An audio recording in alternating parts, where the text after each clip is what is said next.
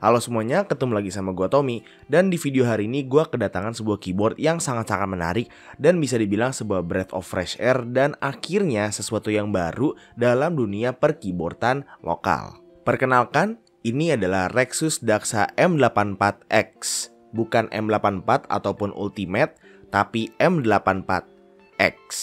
Jadi walaupun keyboard ini memiliki nama yang sama dengan pendahulu-pendahulunya kayak M84 dan M84 Ultimate, satu-satunya hal yang bisa gue bilang sama dengan dua keyboard itu adalah ya 3 mode konektivitasnya aja. Sisanya bener-bener beda semua. Bener-bener kalau gue bilang beda banget tuh bener-bener beda banget, jauh dari semua pendahulunya. Dan di video ini gue bakal jelasin satu-satu fitur-fitur dan perbedaan yang dimiliki dari keyboard ini terhadap pendahulu-pendahulunya. Yang pertama bakal gue bahas adalah what's in the box. Untuk unit review yang gue dapet, di dalam boxnya bakal ada keyboardnya yang ditutupin pakai mika yang bisa dipakai lagi di luar boxnya buat nutupin keyboardnya biar nggak debuan. Terus ada juga dikasih kain microfiber cloth buat ngelap keyboardnya kalau emang jadi debuan.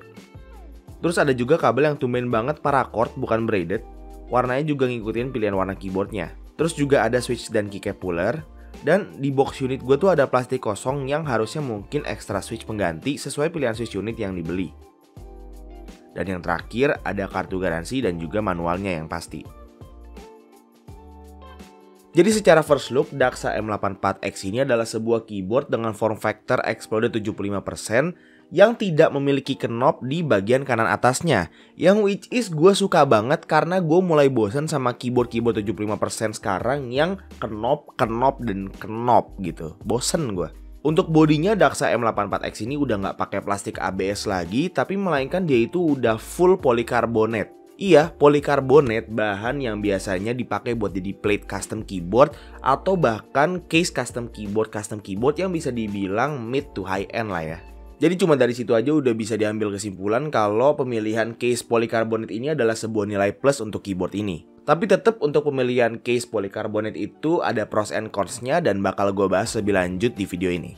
Untuk keycaps-nya kali ini Rexus Daxa M84 ini menggunakan keycaps PBT double shot yang warnanya itu nyocokin sama warna case-nya. Dan ngomong-ngomong soal warna case, Daxa M84X ini tersedia dalam 2 warna, yaitu white mint dan juga white grey. Kalau yang ini tuh yang white grey. Untuk switch-nya, Daxa M84X ini tersedia dalam 2 pilihan switch, yaitu Getron Pro Red V2 dan juga Getron Pro Yellow V2. Dan gak ada pilihan tactile-nya. Menurut gue ini aneh banget karena keyboard mereka yang sebelumnya yang Daxa M64 Ultimate itu udah ada pilihan switch tactile-nya yang merupakan Jewik T1. Tapi di sini mereka memutuskan untuk go full linear aja dan gak ada pilihan tactile, which is gue gak ngerti kenapa, tapi ya karena keyboardnya udah universal hot swap juga, jadi sebenarnya nggak gitu jadi masalah gede ya, karena bisa kalian gonta-ganti switchnya sendiri. Untuk mounting sistemnya, Daxa M84X ini memiliki mounting system gasket mount dan bakal gua bahas lebih lanjut lagi tentang mounting sistemnya later on in this video. Untuk konektivitasnya, Daxa M84X ini memiliki 3 mode konektivitas, yaitu wire Type-C, Bluetooth, dan juga dongle 2.4 GHz. Dan untuk dongle-nya itu, dia itu diumpetin di sini nih. Tada! Ini lucu banget karena dia udah ada tempat nyimpen dongle-nya, jadi kalau misalnya bingung mau naruh dongle di mana ya udah ada tempatnya nih. Untuk cara konekin wirelessnya, baik yang Bluetooth maupun wireless 2.4 GHz itu semuanya udah ada di buku manual, jadi silahkan baca aja. Dan untuk wirelessnya dia itu baterainya udah 3000 mAh. Iya 3000 mAh, baterainya udah nyamain HP gua yang iPhone XR. Jadi gua nggak ngerti lagi ini keyboard bisa tahan berapa lama, cuman based on past experiences with wireless keyboards ya, itu biasanya yang baterai cuma 1000-an 2000-an tuh udah bisa tahan seminggu lebih. Jadi untuk 3000 mAh gua bisa estimasiin dia itu bisa tahan 2-3 minggu atau bahkan sebulan tanpa ngecas lagi. Harusnya ya. Selain itu keyboardnya juga punya RGB dan karena case-nya itu translucent, jadi RGB-nya tuh nggak nanggung-nanggung.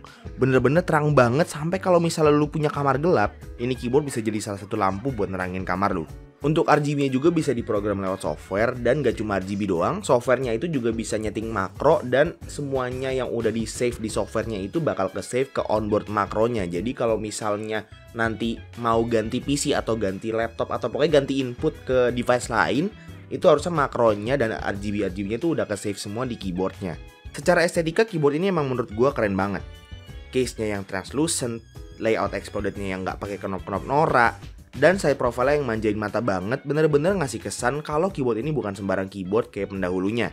Keyboard ini benar-benar beda jauh dan sebuah improvement yang sangat besar dari iterasi sebelumnya. Di bagian bawahnya juga ada flip up feet yang bisa 2 level, jadi ngasih 3 typing angle yang berbeda sesuai kebutuhan dan preferensi kalian. Oke nih, gue udah sebutin semua fitur dasar yang dimiliki sama keyboard ini, dan sekarang gue mau masuk ke in-depth review dari Rexus Daxa M84X ini. Dan untuk itu, keyboardnya harus gue bongkar. Pertama-tama, gue mau bilang kalau untuk bongkar keyboard ini, kalian minimal banget harus punya pry tool, atau kalau mau DIY, bisa pakai kartu-kartuan gitu yang tipis. Dan juga kesabaran yang sangat besar. Karena jujur aja, untuk ngebuka case keyboard ini, gak segampang ngebuka case clip yang kayak keyboard-keyboard lain yang pakai plastik ABS. Karena dia itu pakai case-nya itu polikarbonat, yang mana density-nya dan kerasnya itu jauh lebih kuat dan lebih keras dibanding plastik ABS. Tapi kalau somehow kalian berhasil dan bisa ngebuka case dari keyboard ini, bagus. Karena 70% hal bagus dari keyboard ini berada di bagian dalam keyboardnya. Yang pertama paling atas adalah plate-nya yang juga terbuat dari polikarbonat. Jadi ngasih typing feel yang lebih empuk. Selain itu, seperti yang tadi udah gue bilang, mounting sistemnya itu gasket dan gasketnya itu menggunakan blok-blok silikon ini yang dijepit di plate-nya. Yang nantinya akan menjadi perantara antara plate dan juga bottom case-nya, yang artinya untuk implementasi gasket mount dari keyboard ini tuh udah bagus banget. Untuk stabilizer-nya masih plate mount, tapi udah ada factory lubingnya, jadi nggak bakal kayak Maracas yang kecrek-kecrek. Kalau plate-nya diangkat, kalian akan menemukan plate dampener yang terbuat dari silikon tebal, dan di bawahnya juga bakalan ada silikon sheet juga. Jadi bener-bener full silikon untuk dampenernya. Kalau kedua dampener silikonnya diangkat, bakalan ketemu PCB-nya yang udah south facing. Tapi sayangnya masih belum punya daughterboard. Di bagian bawah PCB-nya ada semacam kabel gitu yang nyambung ke sebuah device yang ada di case dampenernya. Dan setelah gue tanya ke pihak Rexusnya, ternyata itu adalah antena untuk wirelessnya. Menarik sih. PCB-nya juga di sini kelihatannya udah bisa dipakein PCB mount stabilizer. Tapi sayangnya plate-nya masih belum support PCB mount stabilizers, hence why dikasihnya plate mount steps. Nah ini nih, di bawah PCB-nya tuh ada tempat buat hold baterainya yang dibaut ke bagian bawah PCB dan plate-nya. Dan untuk copotnya, kalian harus copot semua klip ke PCB-nya dan baut standoff-nya dulu, baru bisa kepisah. Menurut gua ini sangat-sangat unnecessary dan berbahaya untuk orang-orang awam yang mau coba-coba modif atau bongkar keyboard ini. Karena kalau mereka nggak teliti, mereka bisa ngerusak PCB-nya karena maksain untuk copot kompartemen baterainya. Karena bener-bener baut terakhirnya itu ketutupan sama baterainya, jadi nggak kelihatan kalau baterainya nggak dicopot dulu.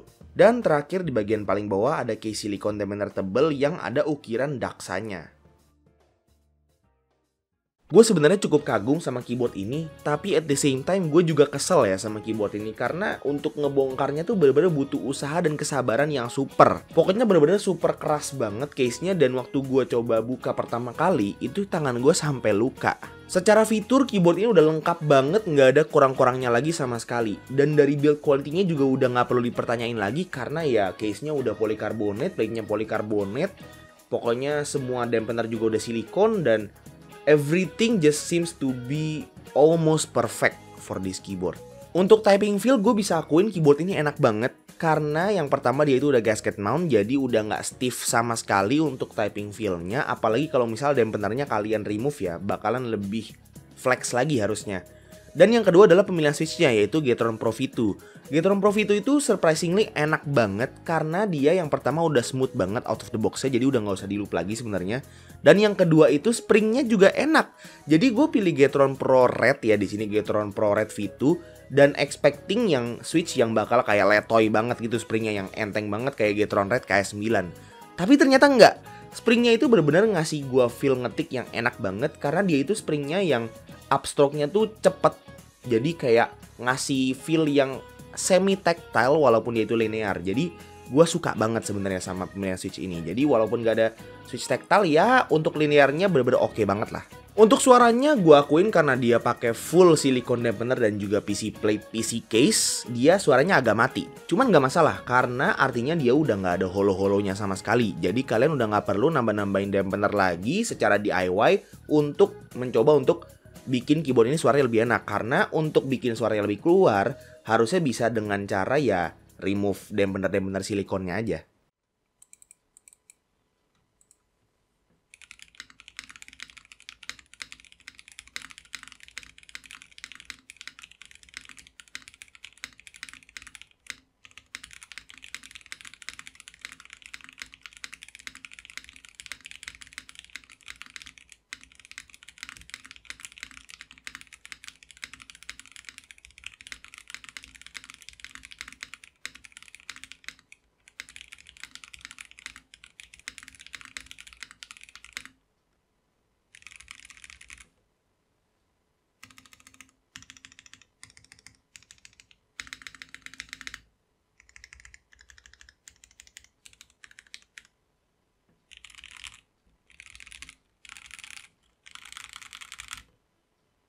Keyboard ini benar-benar bisa dibilang sebagai sebuah keyboard yang almost perfect. Kalau misalnya gue disuruh kasih keyboard ini nilai, ini nilainya itu 9 dari 10.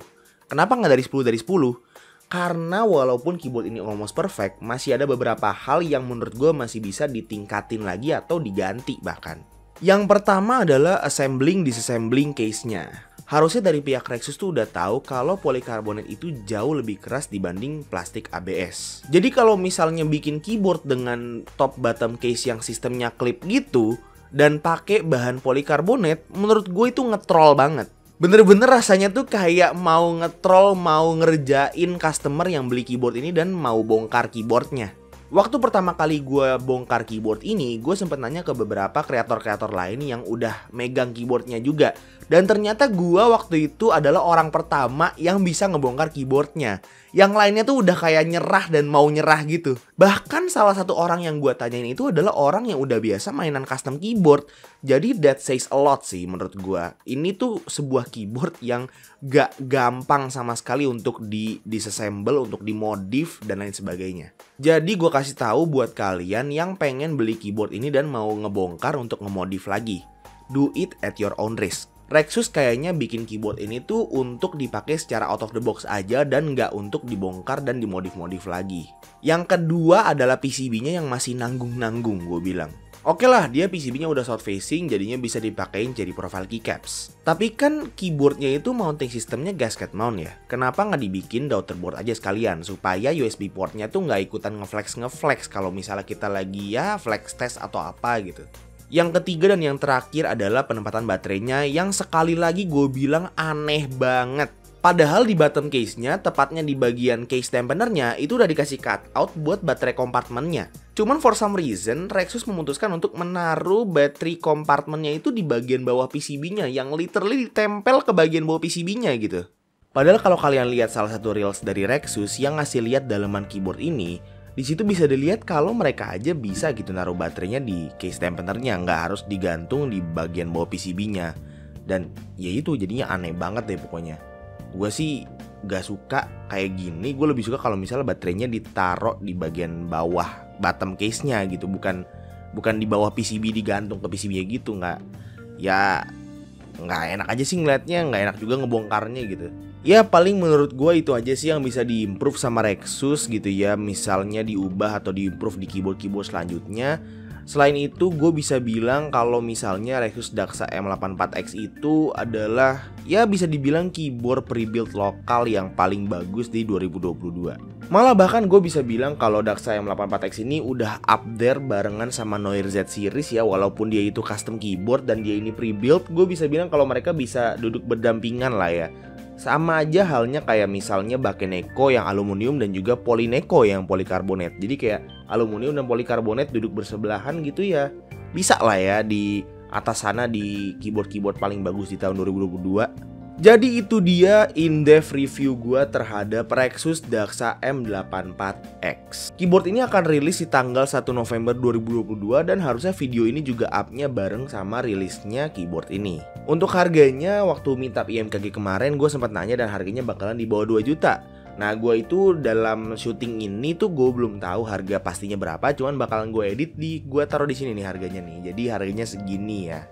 Semua link pembelian bakal ada di deskripsi di bawah dan juga semua link-link Rexus juga. Jadi kalau misalnya kalian tertarik untuk ambil keyboard ini, langsung aja cek di bawah. Oke, jadi itu aja review in-depth gue terhadap Rexus Daxa M84X. Semoga review ini dapat membantu kalian dan ya seenggaknya ngasih kalian insight terhadap keyboard ini. Kalau misalnya kalian suka videonya silahkan kasih tahu ke teman-teman kalian. Dan kalau misalnya kalian gak suka videonya silahkan kasih tahu ke gue. Jangan lupa untuk subscribe supaya kalian gak kelewatan video-video gue yang selanjutnya. Dan jangan lupa juga untuk follow semua sosial media gue yang udah gue taruh di deskripsi di bawah. Kalau misalnya kalian mau ngobrol-ngobrol sama gue silahkan aja join Discord gue yang udah gue taruh linknya di bawah juga. And that's it. Itu aja untuk video hari ini. Terima kasih banyak udah nonton. It's been your boy Tommy. And as always, peace out.